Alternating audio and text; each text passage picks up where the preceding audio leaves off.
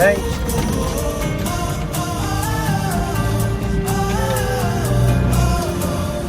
So guys, nandito kami ngayon sa parking. Papakita ko lang yung setup ko. Kasi magka-camping ulit kami. Medyo may kadiliman. Pagpasok. Gusto nga natin yung ilaw. Kaya medyo madilim pa sa gitna. So ngayon guys, nandito kami ngayon sa aming mini house. At ito yung bagong setup ko ngayon. Yan. So may kadiliman lang siya. Kasi kinulayan ko tong gilid ng dark. Tapos yan. At ginawa ko na ng tulugan ng anak ko dito. Nakaakit siya. Dati kasi ano to buo ito. Kaya ang pinakapasukan niya ito lang. At nasisikipan sila. So ngayon, binuksan ko na ito. Ganyan na siya ngayon. So ito naman, binago kong posisyon. Dito na ang aming pinakakusina. Yan. Tapos dito, may mga gamit kami dyan. So dito ang tulugan namin. Yan. Hello!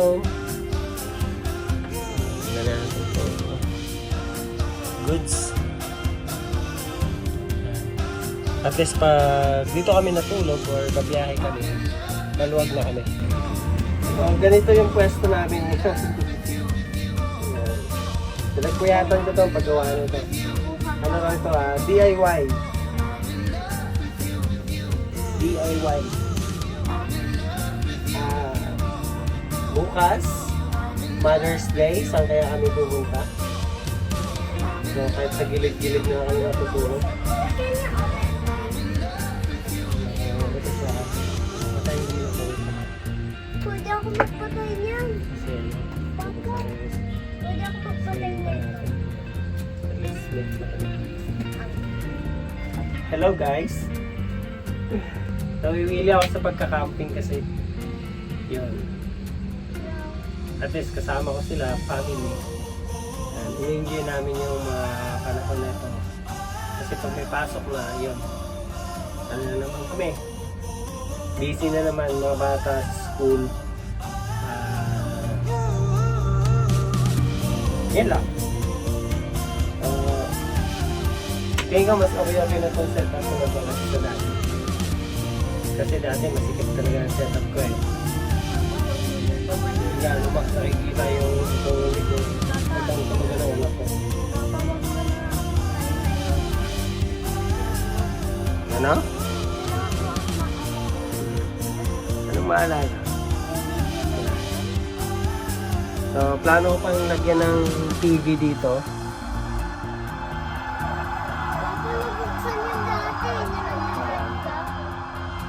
Diba? Yan ang setup na DIY setup. So, tignan natin kung maganda siya pag binuksan ng ilaw. Ganyan. It's not. Maganda ako. Kasi maganda dito pag nakapatay. Nakapatay yun dito sa gilid. Ito. Kasi ano, Maganda pag yellow. binuksan ko yung fan. So, pag aalis na kami, lahat to mabubuksan naman ito. Different yung color nila. Oo. Ito lang ginamit kong ano, Different. power station kasi ano lang naman tayo. That's beautiful. Where are we going? At least pag tumatakbo na tayo, pag binuksan ko siya, hindi mo na siya gagano natin. Yan. Kung nilalamig ka, hayaan mo lang siya. Papa, di ba nga nasita At ko least- tayo natutulog? At least hanggang dito sa likod, abot yung lamig niya. Papa, did you fix it? Sabi ni ate, natutulog daw ako. Dada, kukuha pa ko ng Oh guys, yung mga damit namin dito pala nakalagay. Nilagay akong ano dito. Yan. Pinakalagay ng mga damit. Wala pa siyang laman.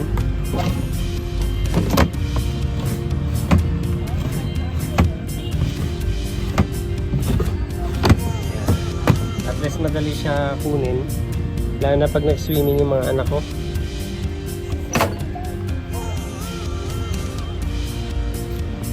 Okay. Yan lang, short video lang ito. So, yan. Sana magustuhan ng mga anak ko. Baliktad po talaga. Oo. Pag nagluto tayo dito. Yan, nakalagay na ito dito. So, lahat pala ito guys, hindi siya nakafix. Maliban dito sa higaan na to, ito siya, fix na to eh. Itong ibang gamit dito, natatanggal siya kasi mabiyahe pa ako ng lalamog eh. Kaya lang, hindi ko lang siya nabablog yung lalamog kasi gawa ng minsan kasi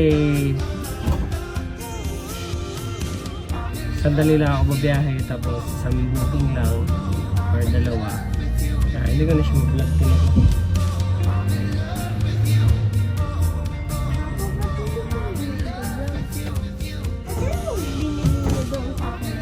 Ito pala kulay blue to.